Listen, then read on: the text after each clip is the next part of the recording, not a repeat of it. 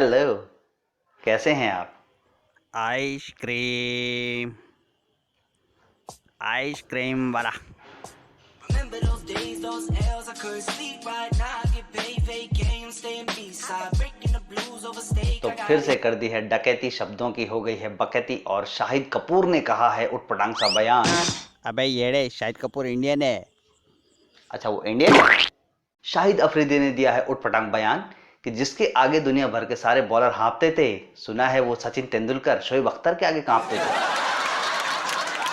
और पाकिस्तान के प्लेयर्स का ये बड़बोलापन आज का नया नहीं है। बहुत लंबे टाइम से पाकिस्तान के बल्लेबाज और गेंदबाज अपना करियर खत्म होने के बाद ऊट पटांग से बयान देते रहते हैं। शाहिद अफरीदी का ये बयान उसी कड़ी का अगला हिस्सा है।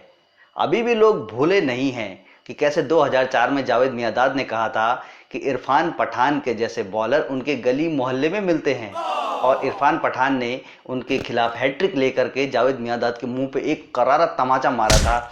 जावेद मियांदाद का मुंह बंद हो गया था और उसके बाद उन्होंने मीडिया को बयान देने से भी मना कर दिया था। अभी बात कर लेते हैं शाहिद अफरीदी की। तो शाहिद अफरीदी ने अपने लेटेस्ट बयान में कहा है कि सचिन तेंदुलकर शोएब अख्तर के आगे कांपते थे। उन्होंने कई बार ऑफ साइड में कवर्स पे और एक्स्ट्रा कवर पे फील्डिंग करते हुए देखा है कि शोएब अख्तर के सामने सचिन की टांगें कांपने लगती थी।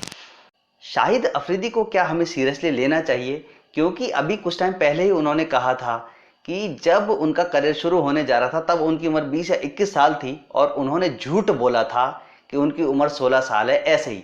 और इस तरह से वो 16 साल की उम्र में डेब्यू करने वाले प्लेयर बन गए थे। तो ये तो देखने वाली बात है कि शाहिद अफरीदी को हम लोगों को कितना सीरियस लेना चाहिए। हालांकि ये पहली बार नहीं है कि शाहिद अफरीदी ने कोई उटपटांग सा बयान दिया है।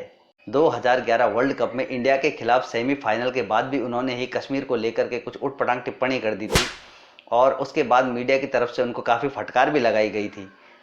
ऐसा पाकिस्तान के बहुत सारे प्लेयर करते आए हैं, पास्ट में भी करते आए हैं और अभी भी करते हैं कि करियर खत्म होने के बाद वो उटपटांग सा बयान देते रहते हैं जिससे वो चर्चा में बने रहते हैं। और आने वाले टाइम में शायद वो भी पॉलिटिक्स में जाने की सोच रहे होंगे, जैसे कि उनके पूर्व कप्तान इमरान खान नियाजी साहब ने किया था। यार, पाकिस्तानी प्लेयर्स को सीरियस लेने का कोई मतलब नहीं बनता। शाहिद अफरीदी अपने बड़बोलेपन के लिए पहले भी फेमस रहे हैं। कई लोगों को याद होगा कि उट पटांग से बयान वो अपने खेलने के दौरान भी दिया करते थे। एक मैच का किस्सा तो हमें अभी भी याद है जब उन्होंने बॉल को लेकर के खाने की कोशिश की थी और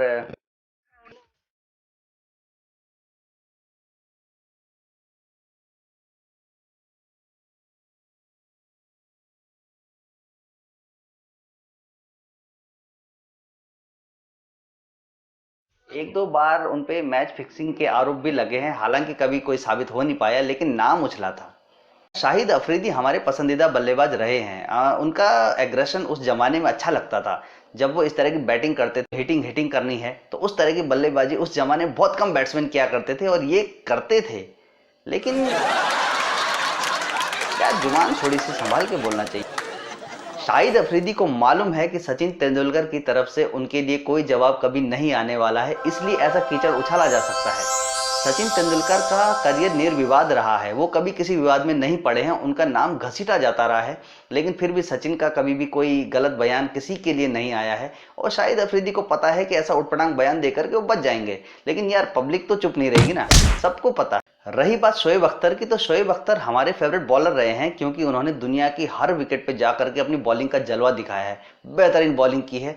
और इंडिया के खिलाफ उनका अगर एवरेज देखा जाए तो ऐसा कोई बहुत बहुत ज़्यादा भी बेहतरीन नहीं है। दुनिया के बाकी प्लेयर के खिलाफ उनका काफ़ी अच्छा परफॉर्मेंस रहा है। लेकिन इंडिया में तो राहुल द्रविड़ उन पे भारी पड़ जाते थे यार। राहुल द्रविड़ को ही नहीं खेल पाते थे वो, क्योंकि राहुल द्रविड़ का गेम इस तरह का था कि शोएब अख्तर दौड़ दौड़ के आते थे और 180 की स्पीड से शोएब अख्तर, 150 की स्पीड से बॉल, और राहुल द्रविड़ उसको रोक करके बिल्कुल डिफेंस करके जीरो कर देते थे। शोएब अख्तर फिर ऐसे दिखते। और तुम बात करते हो यार सचिन तेंदुलकर की।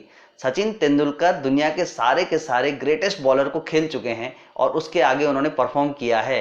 रही बात आंकड़े की, तो ये रहे सचिन तेंदुलकर के आंकड़े शोएब अख्तर के सामने।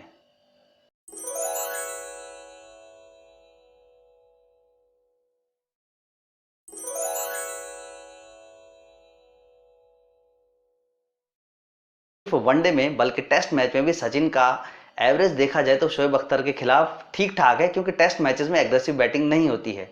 हालांकि शोएब अख्तर ने कुछ अवसरों पर सचिन को आउट किया है, लेकिन सचिन का करियर इतना लंबा है कि वो किसी न किसी से आउट तो हुए ही हैं। तो ऐसा भी नहीं कह सकते कि शोएब अख्तर ने सचिन के आगे बिल्कुल ही इस तरह की गेंदबाजी की है कि उनके पैर कांपने लगे। अब बात करते हैं शाहिद अफरीदी की। शाहिद अफरीदी ने एज फ्रॉड के बारे में खुद एक्सेप्ट किया है कि जब उनका करियर शुरुआती दौर में था तो उनकी उम्र शायद 19 या 20 साल के आसपास थी, या ज़्यादा भी हो सकती है, लेकिन उन्होंने ऐसे ही कह दिया था कि उनकी उम्र 16 साल है और 16 साल में डेब्यू किया था। तो एक झूठ तो उनकी तरफ से ये हो गया। कुछ दिन पहले ही शाहिद अफरीदी ने नरेंद्र मोदी जी को लेकर के भी उटपटांग बयान दिया था। नरेंद्र मोदी जी के लिए उटपटांग बयान दे रहे थे कि नरेंद्र मोदी कोरोना वायरस से भी ज्यादा खतरनाक है। हालांकि एक हफ्ता हुआ था इस बयान को दिए हुए और शाहिद अफरीदी खुद कोरोना पॉजिटिव पाए गए। तो भैया अफरीदी साहब, आपके लिए तो यही एडवाइस है कि अब पोस्ट रिटायरमेंट हो चुका है, आईपीएल खेलने के सपने तो आपके हो चुके हैं खत्म, तो उटपटांग बयानबाजी देना आपका लाजमी है, क्योंकि पाकिस्तान की बुनियादी हिंदुस्तान की नफरत पे रखी गई थी। तो अगर हिंदुस्तान को गालियां नहीं दोगे तो तुम्हारी रोजी रोटी चलेगी कैसे। और तुम्हें तो सचिन का शुक्रगुजार होना चाहिए कि रिटायरमेंट के बाद भी सचिन ने तुम्हें काम दिया हुआ है, लोग तुम्हें रिलेवेंट मान रहे हैं, तुम्हारी बात सुन रहे हैं, वरना यार तुम लोगों को अब पूछता कौन। बाकी देखा जाए तो हम लोगों की किसी से कोई पर्सनल दुश्मनी नहीं है। पाकिस्तान के प्लेयर्स बहुत अच्छे अच्छे प्लेयर्स भी रहे हैं, बहुत ही ऐसे ऐसे बैट्समैन हुए हैं जिन्होंने दुनिया के सामने बिल्कुल एक नज़ीर पेश की है। काफ़ी अच्छे अच्छे प्लेयर्स रहे हैं जिनमें इंजमाम उल हक हमारे फेवरेट बल्लेबाज रहे हैं। हालांकि कुछ सीखो यार उनसे, क्यों तुम ये जावेद मियांदाद और नियाजी साहब के राह पे चल रहे हो। नियाजी साहब, इमरान खान नियाजी। तो पाकिस्तानी प्लेयर्स का ये पुराना शगल कुछ इनको शायद अकल दे पाए कि हे भगवान, इनको थोड़ी सद्बुद्धि दो, इनको दिमाग दो। एक पॉजिटिव और एक कंस्ट्रक्टिव वे में अगर आप कुछ बात करते हो तो शायद लोग उसे आगे सुने। लेकिन जब तुम सचिन के बारे में इस तरह की उटपटांग सी बयानबाजी करोगे तो कौन सीरियस लेगा यार तुम्हें। हमको रोस्ट वीडियो बनाना बिल्कुल पसंद नहीं है, लेकिन मजबूरी है, ऐसे ऐसे लोग ऐसे कारनामे कर देते हैं कि इनके रोस्ट करना पड़ जाता है। तुम बॉल खाओ यार। तो ये था यार हमारा आज का वीडियो, और आगे आपको कौन सा वीडियो चाहिए हमें एक बार जरूर कमेंट करके बताएं। जिन लोगों को और चीज़ों में इंटरेस्ट है वो भी हमें बताएं, ताकि हम इस तरह के वीडियो बना सकें। सब्सक्राइबर तो अभी अपने पास कोई है नहीं, तो जो मर्जी बनाओ, कौन पूछने वाला है।